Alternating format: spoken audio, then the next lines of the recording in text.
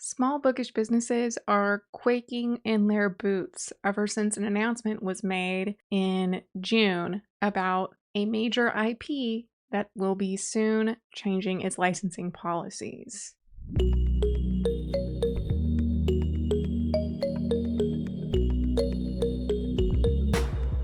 My name is Taylor Rose, and welcome back to my channel where we talk about everything reading and writing. If you're in the book community at all, it should be no surprise to you that there are a lot of small businesses that sell products for really popular IPs, though frequently ones you see on Etsy and the like don't actually have licensing, but that's a different topic. A lot of people want to do it the right way and sell content that they are legally allowed to be selling, which is where licensing comes in. Essentially, what that entails is a creator or a business owner contacts the IP holder and works out a contract for how long they are able to sell certain merch, what merch they can sell, what sort of profit split is there, etc. There's one IP that kind of dominates the book merch scene. I'll give you a second to guess. ACOTAR. So A Court of Thorns and Roses by J Maas. She has another series, Throne of Glass. If you don't know who J Maas is, right, here are all her titles popping up on Goodreads. She is predominantly known for her Throne of Glass series, which from my understanding is more adult, and then her A Court of Thorns and Roses series, which I definitely think is more popular and initially started out as YA, but then ramped it up. She's kind of the quintessential romantasy author currently. Arguably, this series was kind of the birth of romantasy, or at least romantasy entering the sphere of popular culture. However, these small bookish businesses that make merch with her IP, so they had licensing agreements with J Maas, unfortunately are no longer going to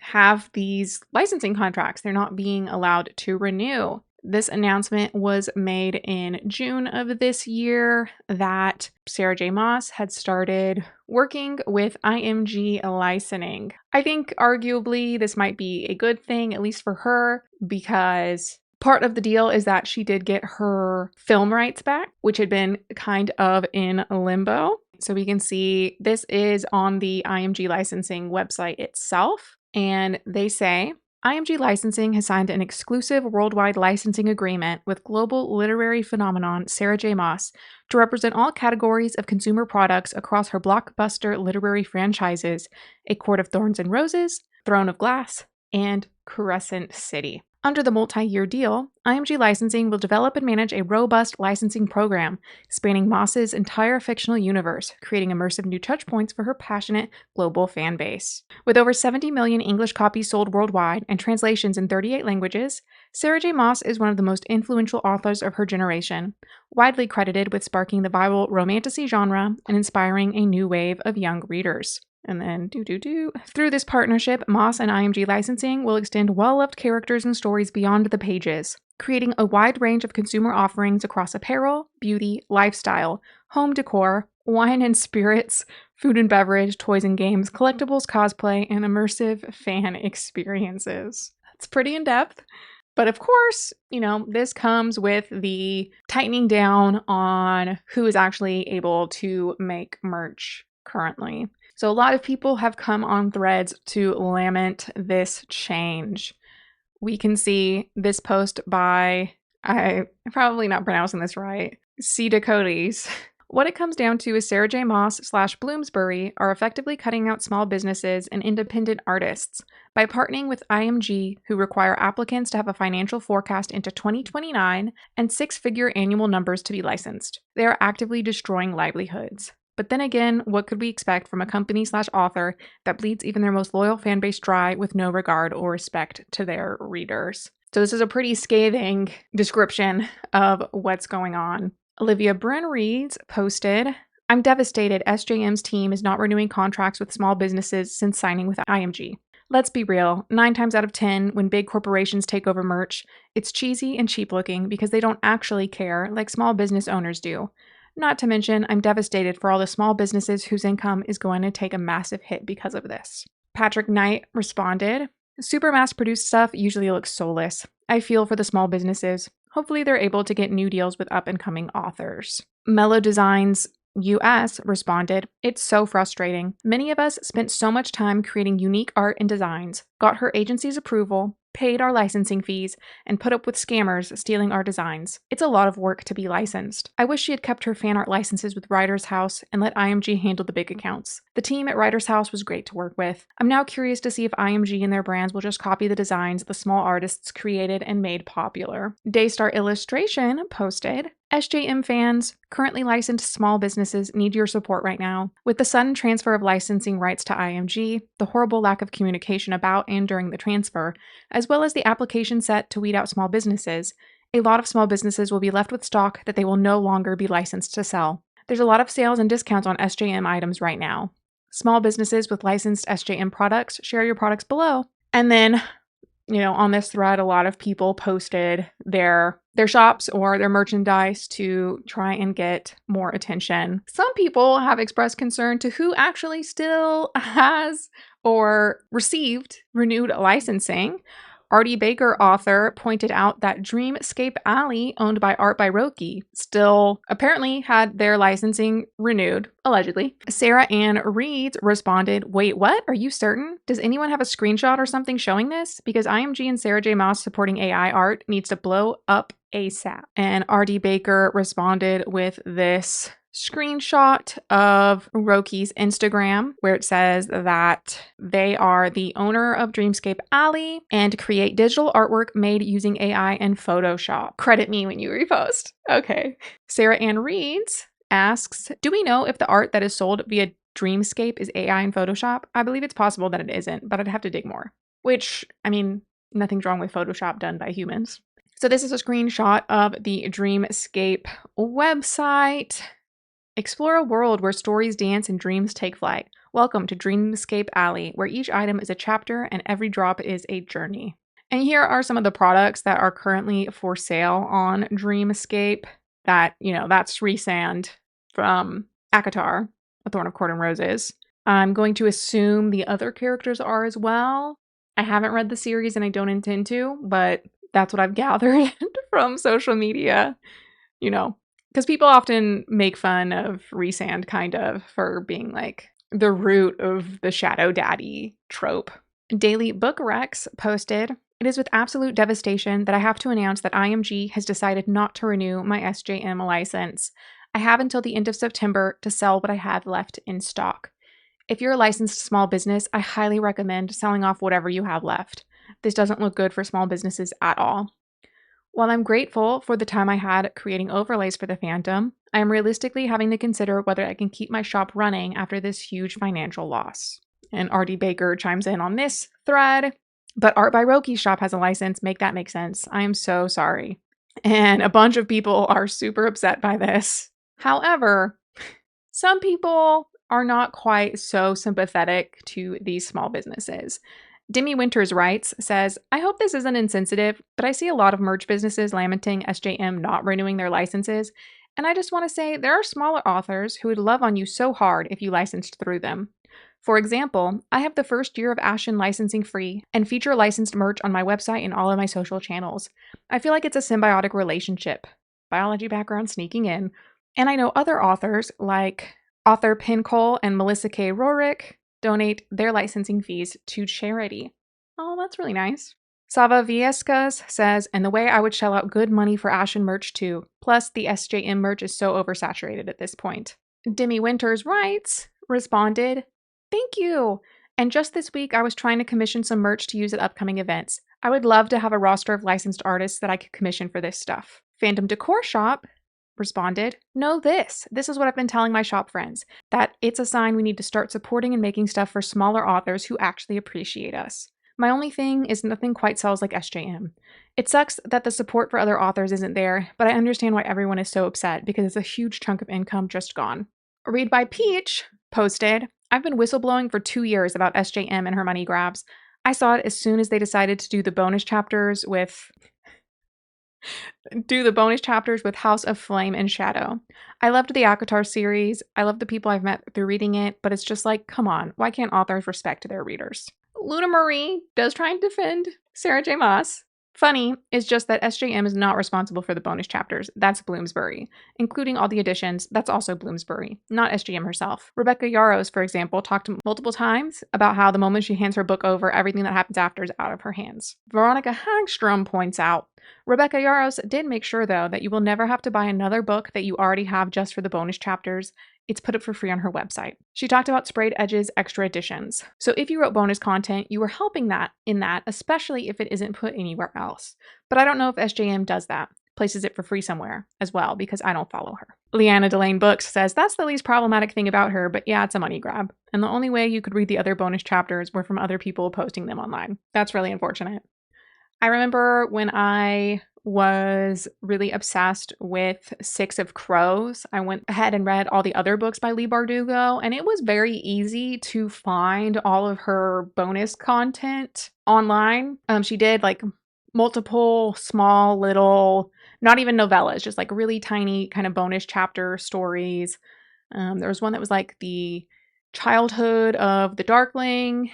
There was another that was like a myth from their world, and that was really cool how they were so easy for me to access, at least at the time, and it has been like 6 or 7 years since I read them. But Aethra's Books says, I might get canceled for saying this, but I'm hoping with this whole SJM merch licensing thing, very screwed up on her publisher's part, the SJM fandom gradually dies out at last, because I don't think a lot of you realize that she's Zionist and racist, and that y'all shouldn't be giving her your money. I also hope the small artists get compensated for being screwed over, and that she loses a bunch of money over it. Like, cancel me all you want, but I won't stand by her. Kieran M13 says, not legal advice, but please don't post that you're going to continue to sell SJM merch unlicensed or that you're willing to buy it unlicensed. So many people have approached me for help in my career with licensing copyright violations, and there's literally nothing any lawyer can do except maybe negotiate the penalty down. It's usually tens of thousands of dollars for even one infraction. Try and negotiate a sell-off period, do not plan on infringing, and don't post those plans online. Good point.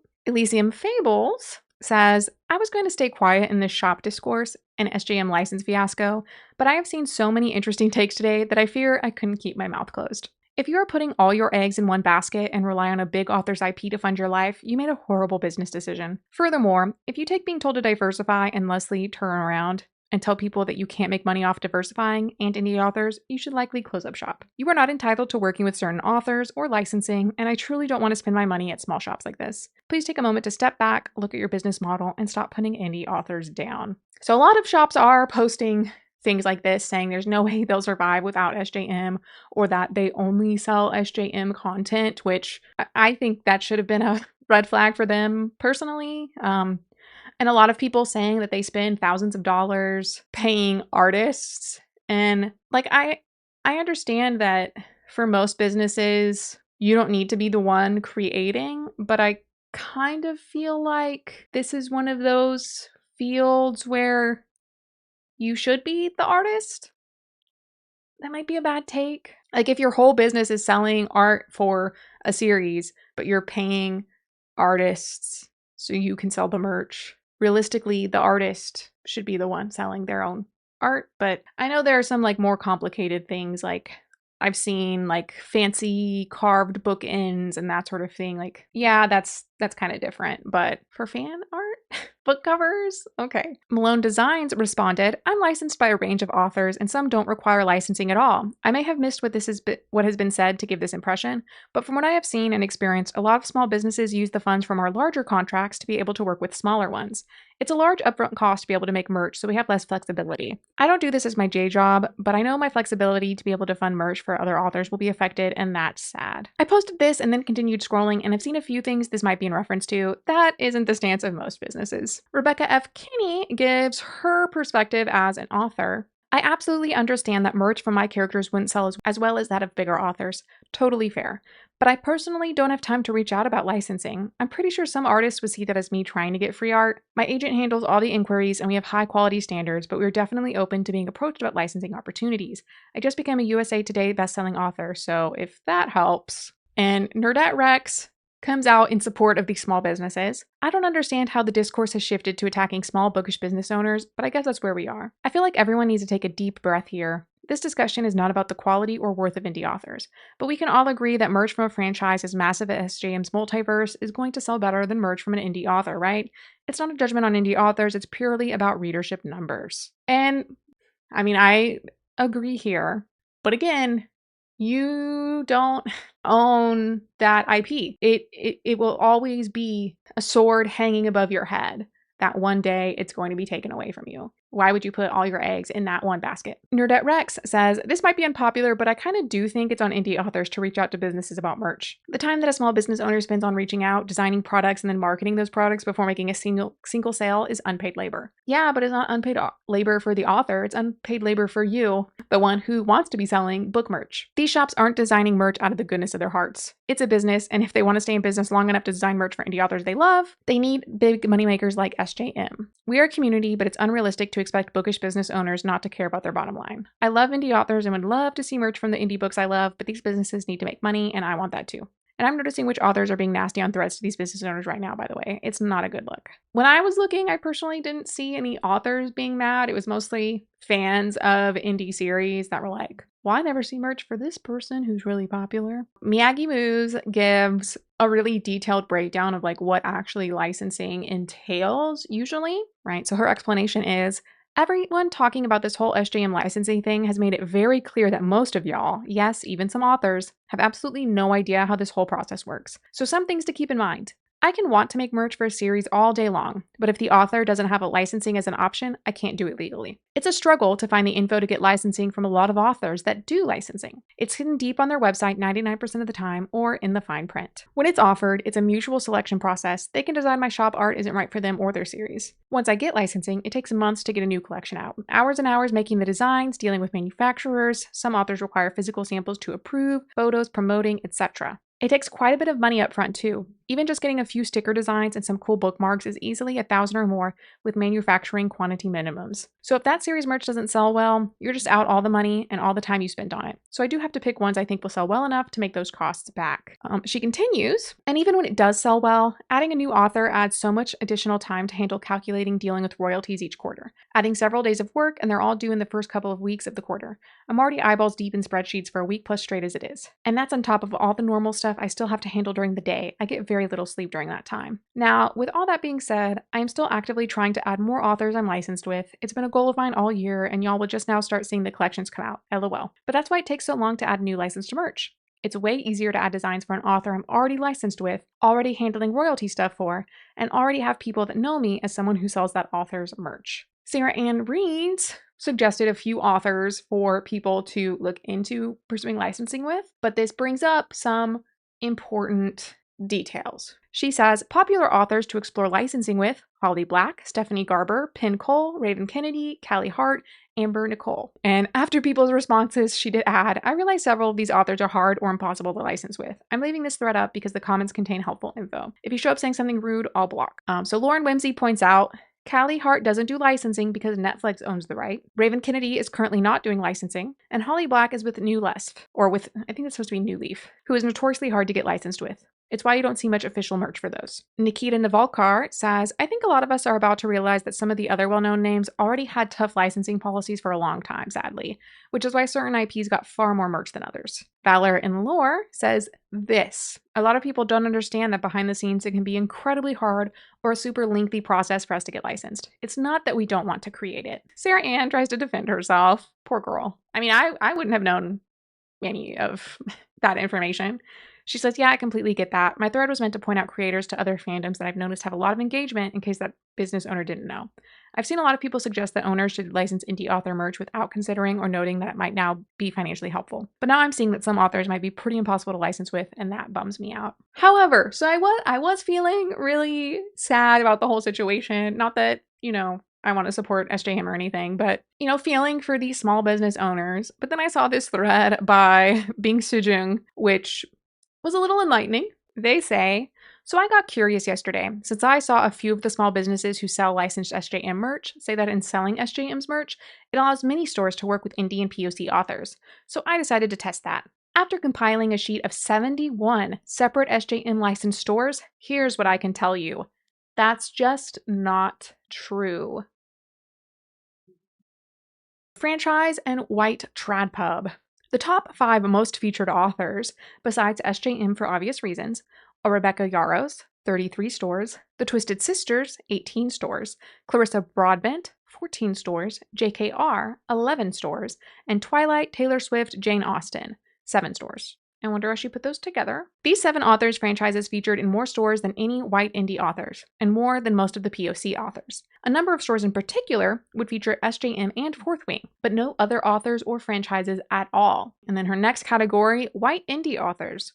Out of 71 stores, only 26 carried white indie authors merch. A total of 57 separate authors were carried, meaning on average, each store carried 2.1 of these white indie authors. Furthermore, most authors were only carried by one store, with the 2 white indie authors carried the most being Chantel Tessier, forgive me if I mispronounced that, and Jennifer Armentrout being carried by a grand total of 4 stores. Out of the Trad Pub white authors and franchises, 14 of them are carried in more stores than indies. Right? Now she goes to POC authors.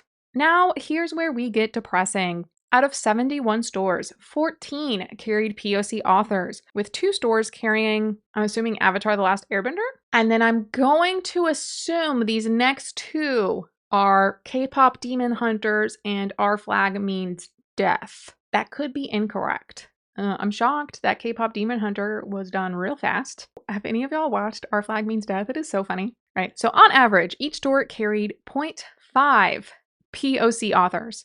This is because HD Carlton is carried by 8 separate stores, 4 of which carried no other POC. But as far as I know, Carlton's never publicly said she's Puerto Rican. This information came from people on social media. Thus, if I remove her, the stores carrying POC authors drops down to 10 or 12. And someone later in the comments does say HD Carlton has publicly stated she is Puerto Rican multiple times, but it just wasn't coming up on Google for whatever reason. She continues, besides Carlton, the POC authors most carried were Scarlett St. Clair and Amber V. Nicole, as they were the only 2 carried by more than one store. And disregarding Carlton, none of these authors were carried more than the top 10 trad-pubbed white authors and franchises. In conclusion, if we take this data to be indicative of SJM licensed stores, most do not carry indie authors, let alone POC authors, but tend towards white trad-pub. Only 2 stores who carried 10 plus white trad pub carried any POC or white indies.